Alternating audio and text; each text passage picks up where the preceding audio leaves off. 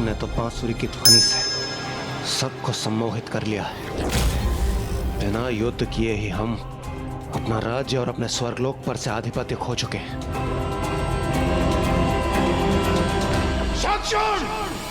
यह सिंहासन देवराज का है। इस पर विराजमान होने का अधिकार केवल मेरा है, देवराज इंद्र का। इसलिए उचित यही होगा तुम उठो और अभी और इसी क्षण यहां से निकल जाओ। क्रोध नहीं देवराज इंद्र, सम्मान के साथ बात करो। जो इस सिंहासन पर है वही उसका अधिकारी है, अर्थात अब देवराज मैं हूं। और तुमने तो स्वयं मुझे यह स्थान सौंपा है, तो तुम्हें किस बात का रोष है? खोया हुआ सम्मान और सिंहासन इतनी सरलता से प्राप्त नहीं होता इंद्र। उसके लिए प्रयत्न करना होगा। तो मैं प्रस्तुत हूं, ले सको तो ले लो पुनः अपना सिंहासन।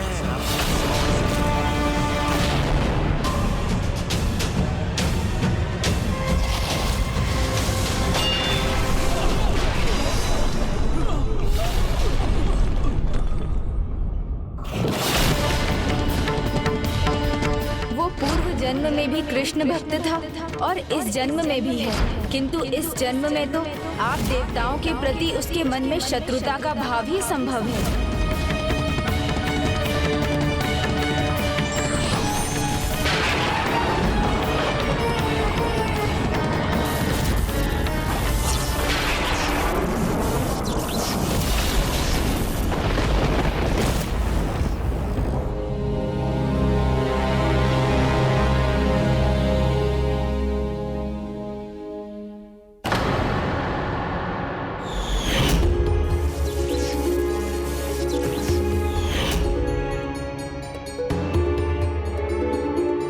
पुत्री, देवताओं के कोई भी अस्त्र शंखचूड़ को आहत नहीं कर सकते। जिस प्रकार उसने दोनों लोकों पे विजय पाई है, उसी प्रकार वो देवताओं पर भी विजय पाएगा। हाँ पिताश्री, किंतु एक पत्नी होने के नाते उनके लिए चिंतित रहती हूँ। बस वो कुशल रहे, सुरक्षित रहे और विजयी हो, यही कामना है मेरी प्रभु से। देवगण!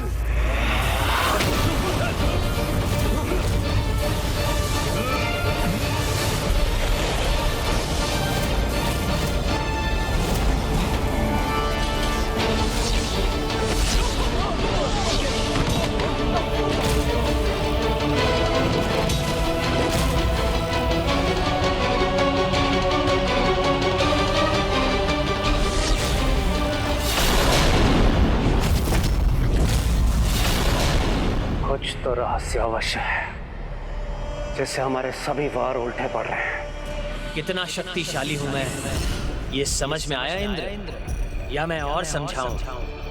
ये थी तुम्हारी पराजय, जिसका प्रमाण मैं हूं, तुम्हारे सिंहासन पर विराजमान। अब मेरे सामने नतमस्तक नहीं हुए तो उल्टे पांव देवलोक से बाहर निकलने पर विवश कर दूंगा। विघ्नहर्ता प्रथम पूज्य गणेश जी के कहे शब्दों का सार अब मुझे ज्ञात है। एक असुर अपनी असुरी प्रवृत्ति कदापि नहीं त्याग सकता। असुर तो मैं हूं और मुझे गर्व है अपने असुर कुल पर। पराजित तो तुम हो चुके हो इंद्र, और आज से तुम मेरी अधीनता में असुरों के समान रहोगे, अंधकारी गुफाओं में। इसलिए यदि कारागार में नहीं जाना चाहते तो जाओ, निकल जाओ यहां से और मेरे आदेश का पालन करो।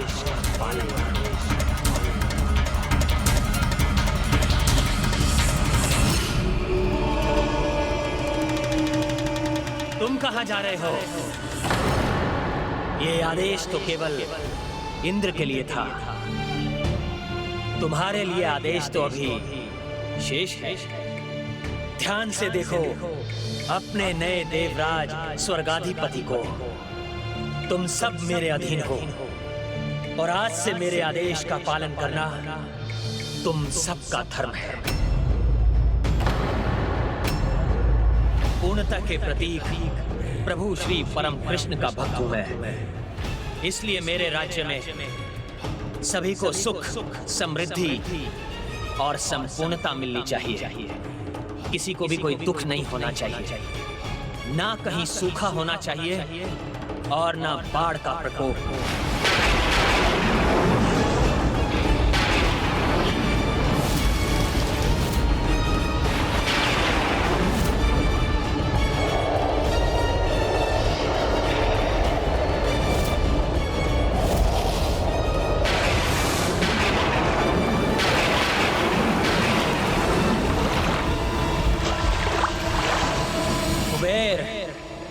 जिनके गृह में अन्न नहीं, उनके भंडार अन्न से भर जाने चाहिए। जो निर्धन हो, उसके गृह में धन संपत्ति होनी चाहिए। विश्वकर्मा, जिनके पास भवन नहीं, उन्हें भवन मिलने चाहिए। और जो अपने पांव पर चलने पर ही विवश हैं, उन्हें भी रथ मिलने चाहिए। कर्म कैसे भी हो, जो भी हो, उसका फल मात्र और मात्र सुख और संपूर्णता ही होना चाहिए।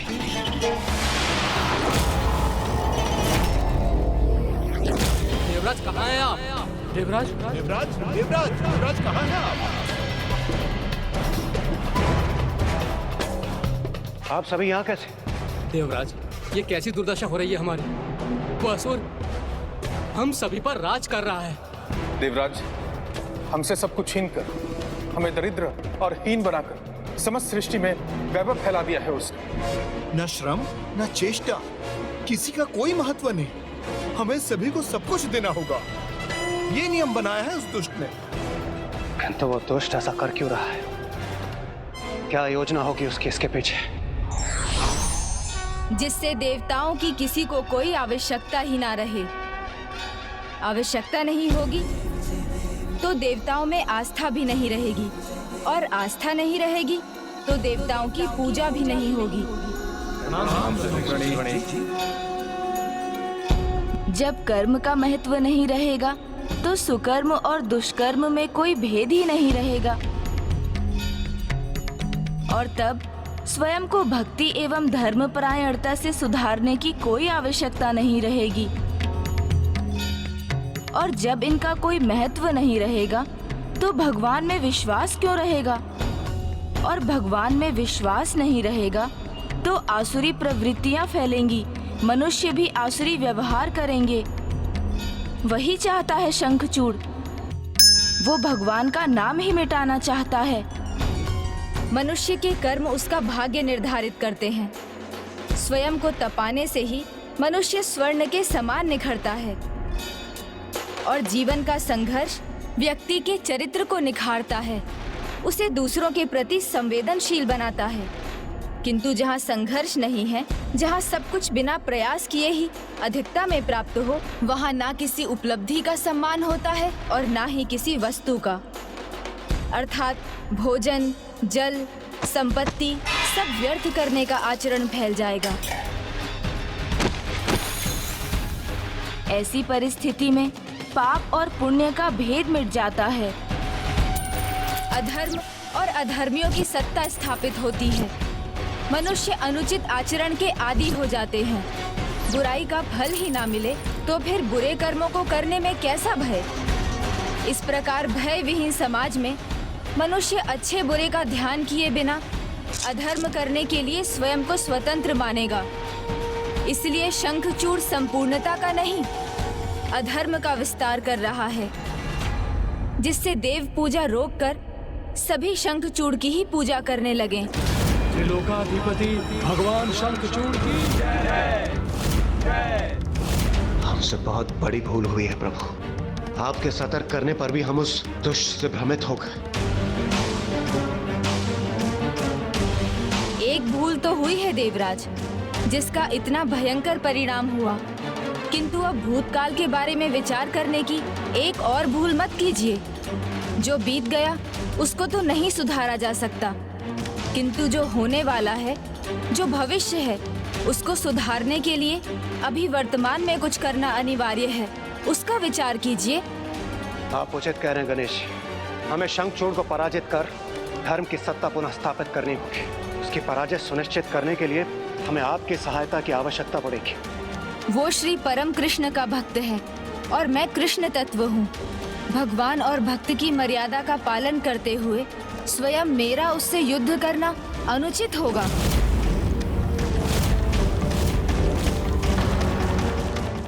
क्षमा कीजिए देवगण, मैं आपकी कोई सहायता नहीं कर सकता।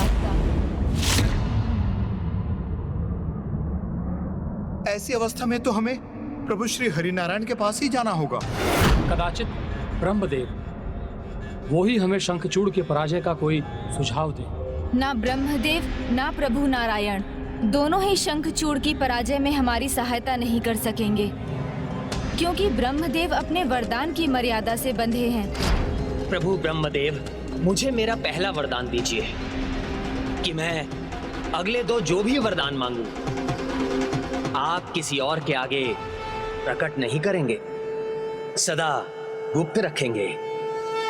तथास्तु, तथास्तु।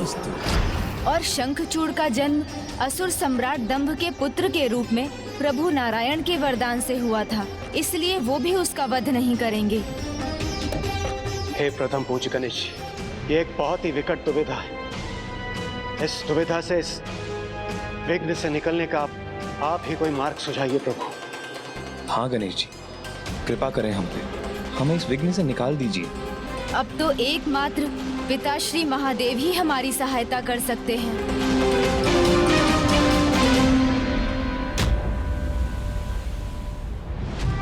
विराजिए पिताश्री। स्वागत है पिताश्री।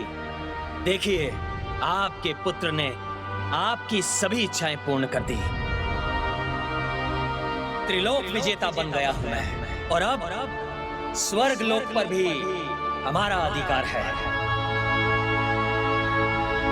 स्वर्ग लोक के सिंहासन पर विराजमान आप मुझे आशीर्वाद दीजिए पिताश्री।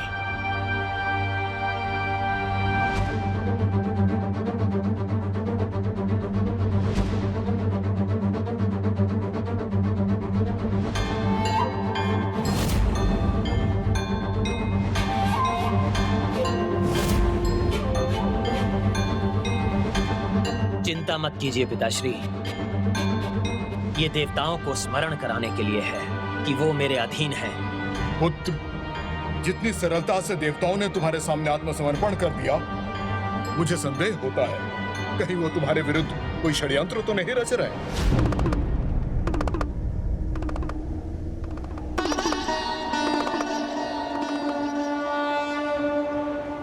देवगण, मैं आपकी इस समस्या में कोई सहायता नहीं कर सकता। कोई सहायता नहीं।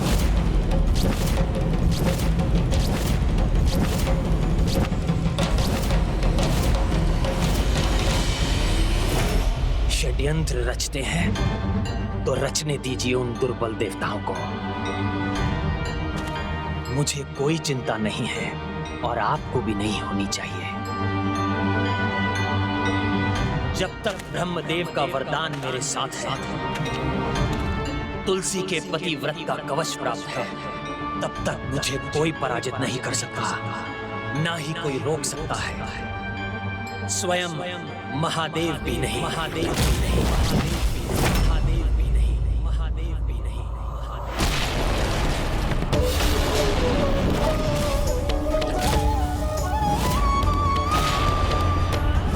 ये कैसा अशुभ संकेत था? ये क्या देखा मैंने? नहीं नहीं, ये अवश्य मेरा भ्रम ही था।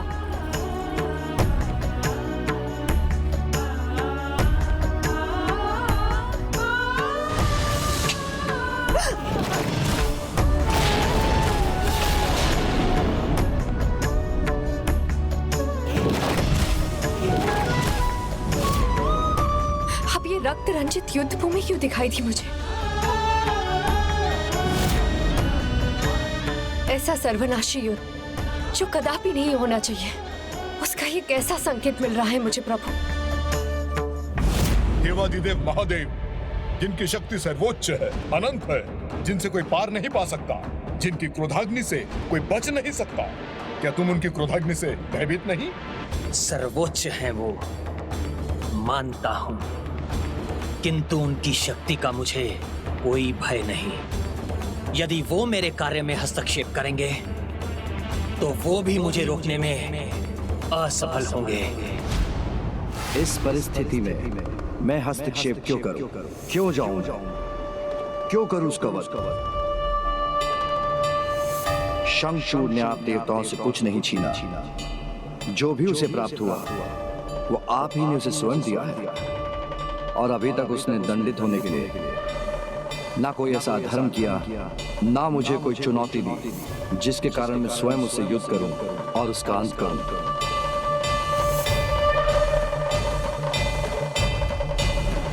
पिताश्री, क्या संसार के चक्र के विपरीत जाना महादेव महाकाल को चुनौती नहीं? क्या शंखचूड़ और उसके कर्मों के कारण यज्ञ, पूजा, हवन आदि का थम जाना आपका अपमान नहीं?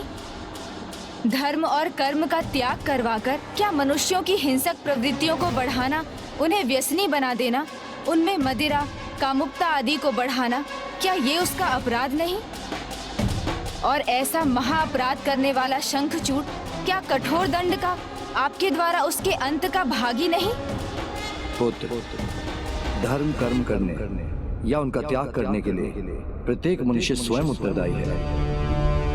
अपने विवेक का प्रयोग कर, उचित अनुचित में भेद कर, प्रत्येक अवस्था में सुकर्म करने का चुनाव भी मनुष्य को स्वयं ही करना पड़ता है।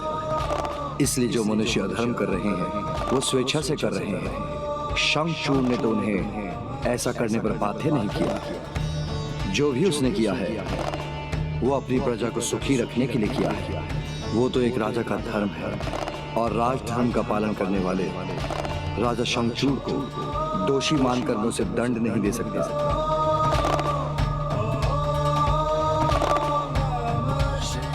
सर्वप्रथम हमें उसे ज्ञात कराना होगा कि जिसे वो अपनी प्रजा का सुख मान रहा है उसके कारण अधर्म का प्रचार हो रहा है। यदि ये ज्ञात होने पर भी उसमें कोई सुधार नहीं आया, तब ये उसका अपराध होगा, जिसके कारण वो कठोर दंड का भागी बनेगा। इसीलिए युद्ध से पहले उसे एक अवसर देना, उसे समझाना आवश्यक है कि वो जो कर रहा है वो हानिकर है, वो सुख का नहीं सभी के दुख का कारण बनेगा। क्योंकि सुखार्थम सर्वभूतानां मतः सर्वा प्रवृत्त्यः सुखम नास्ति विना धर्मम तस्मात् धर्म परो भवा। अर्थात सभी प्राणी जो भी करते हैं सुख की प्राप्ति के लिए ही करते हैं, और बिना धर्म के सुख असंभव है। इसीलिए धर्म परायणता ही सुख साधना का एकमात्र उपाय है। किंतु शंखचूड़ को यह समझाने और हमारा शांति संदेश उस तक पहुंचाने का कार्य कौन करेगा?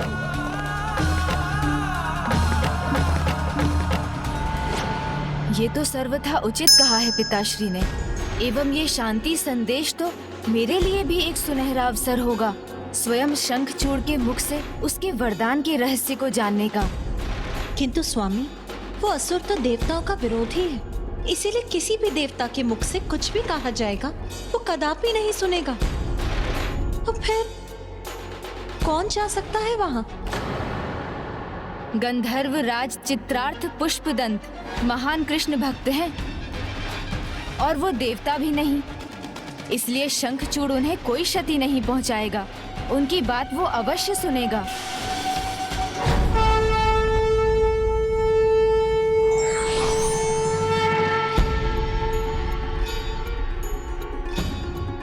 प्रणाम प्रभु, मैं आपके आदेश का पालन करूंगा।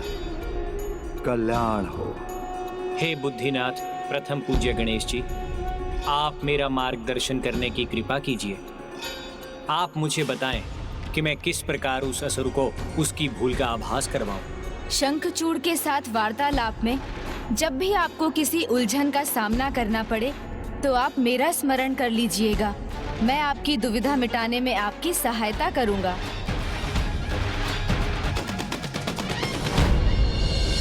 कारण तो नहीं आए होंगे आप, तो कहिए कौन है आप और क्या कहना है आपको?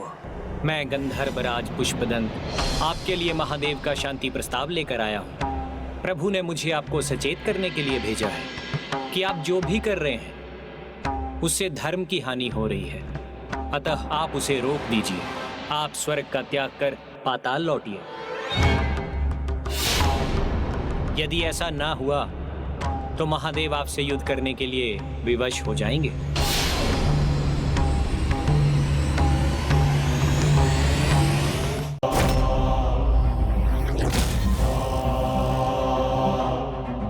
हानि हो रही है संसार की?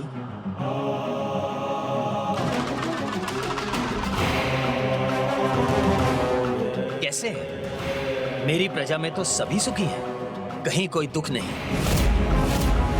सब इतने सुखी हैं कि भगवान का नाम लेना भी भूल गए हैं। भगवान का तो सब दुख में ही स्मरण करते हैं ना। तो बताइए मुझे गंधर्वराज,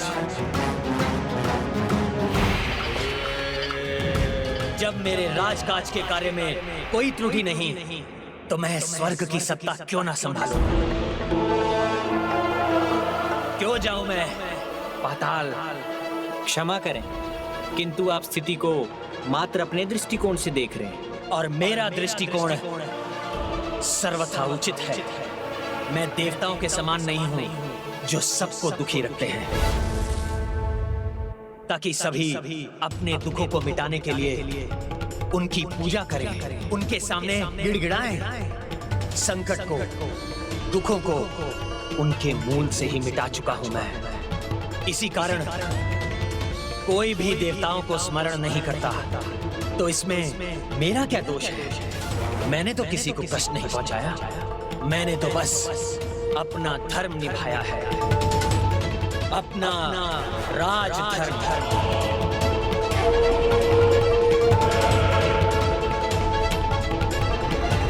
हे गणेश जी, हे बुद्धिदाता, शंखचूड़ के प्रश्नों के उत्तर मेरे पास नहीं। अब आप ही मेरी सहायता कीजिए, जिससे मैं उसे समझा सकूं।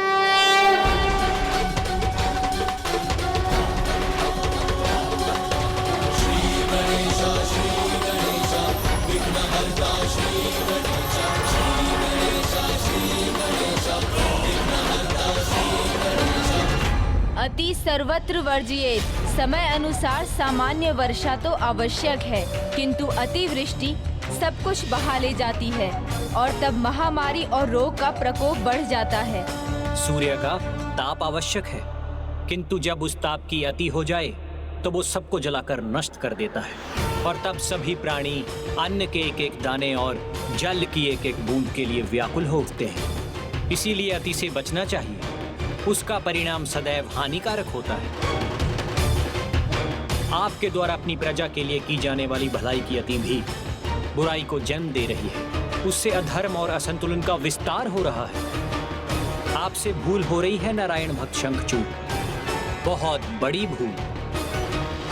ईश्वर के प्रति आस्था और धर्म का पालन कुछ पाने की इच्छा से नहीं किया जाता। जिस प्रकार हम अपने बड़ों का आदर कुछ पाने की इच्छा से नहीं, अपितु उनके प्रति अपना आदर और सम्मान प्रकट करने के लिए करते हैं। यही धर्म है, यही सुकर्म है। किंतु आप मनुष्यों को यही विस्मृत कराना चाहते हैं। इसलिए आप अपनी भूल स्वीकार कीजिए शंखचूड़, और स्वर्ग का त्याग कर यहाँ से चले जाइए।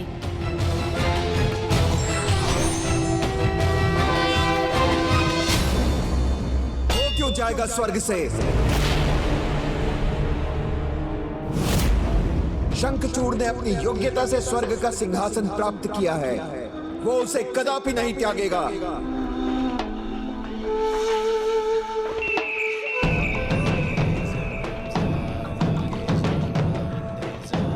राजधर्म का पालन करना प्रत्येक राजा का धर्म होता है, वही शंखचूड़ कर रहा है। तो इसमें देवताओं को अधर्म दिखाई देने लगा? नहीं, अधर्म नहीं है ये, देवताओं का भय है, भय। क्योंकि अब शंखचूड़ ही नवीन देवता है। अब यहाँ उसका पूर्ण अधिकार है, इसलिए यहाँ जैसी इसकी इच्छा होगी वो वैसे ही अपना राजधर्म निभाने के लिए मुक्त है। उचित कहा गुरुदेव ने।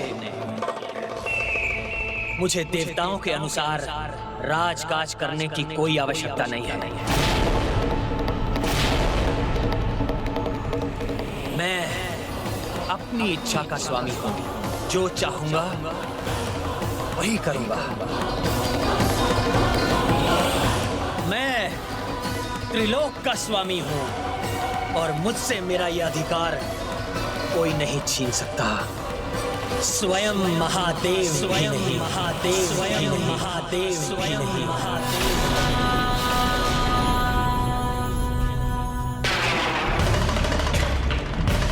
अब तुमने अपना चुनाव कर लिया है शंखचूड़, तो यही अवसर है तुम्हारे वरदान के रहस्य को ज्ञात करने का।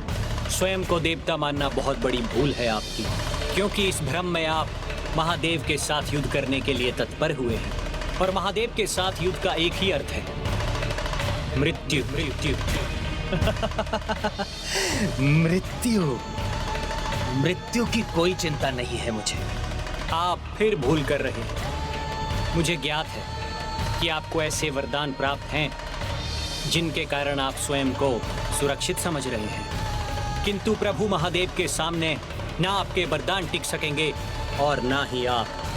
मुझे क्या वरदान प्राप्त है ये तुम्हें ज्ञात नहीं। हाँ, ये तो उचित है। हमें तुम्हारे वरदानों का ज्ञान नहीं, किंतु अब ये रहस्य स्वयं तुम उजागर करोगे शंखचूड़। आपने सत्य कहा। मुझे नहीं ज्ञात कि आपको कैसा वरदान प्राप्त है, किंतु इतिहास का ज्ञान है मुझे।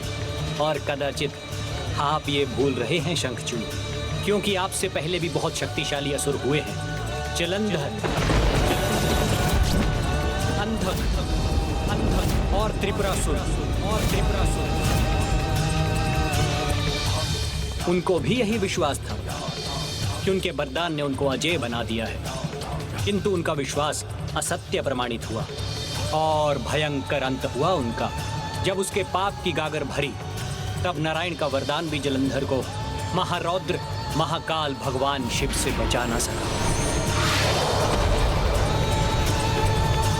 और ना ही अंधक और त्रिपुरासुर को ब्रह्मदेव के वरदान ही सुरक्षित रख सके। प्रभु महादेव ने इतने शक्तिशाली वरदानों को निरर्थक बनाकर उन असुरों के वध का भी उपाय ढूंढ लिया। तो तुम उनके सामने कहां सुरक्षित हो? तुम्हारा तो वरदान भी इतना शक्तिशाली नहीं। शक्ति है मेरे पास, मेरे वरदान की एक नहीं, ऐसे 2 वरदान है मेरे पास, जिनके कारण महादेव तो क्या, तीनों त्रिदेव भी आ जाए तो मेरा अनिष्ट नहीं कर सकते। तीनों त्रिदेव भी आ जाए तो मेरा अनिष्ट नहीं कर सकते। ओह, कदाचित ये शंखचूड़ को उकसाकर उसके वरदान का रहस्य ज्ञात करना चाहता है। तुम्हारे वरदान की शक्ति तो तुम्हें ही ज्ञात है, किंतु जिस प्रकार तुम बोल रहे हो उससे तो ऐसा ही प्रतीत होता है कि तुम्हें अमरत्व का वरदान प्राप्त है। हाँ, हाँ, अमृत ही प्राप्त है मुझे। ऐसा वरदानी कवच है जिसके कारण मैं देवताओं के सामने अजय हूँ, और ऐसा शक्ति कवच है मेरे पास जिसने मुझे त्रिदेवों से भी सुरक्षित कर दिया है। बस इतना ही पर्याप्त है।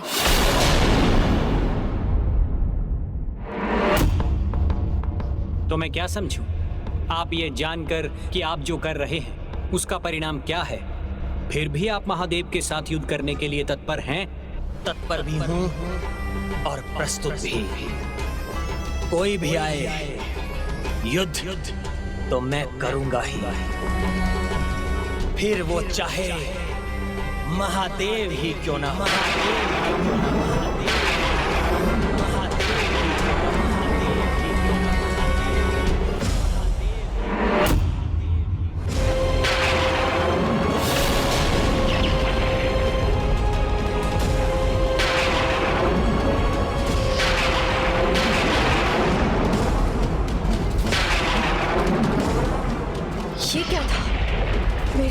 कंपित कर दिया इस भयंकर विद्युत ने।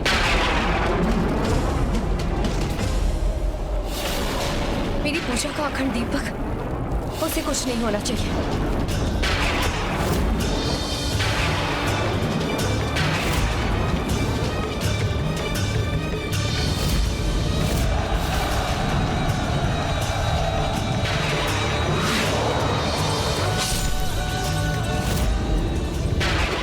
कैसे दृश्य दिखाई दे रहे हैं मुझे।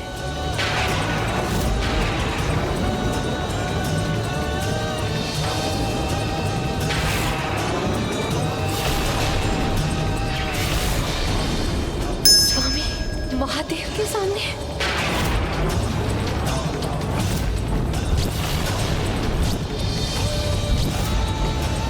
नहीं नहीं, ये नहीं होना चाहिए, कदापि नहीं।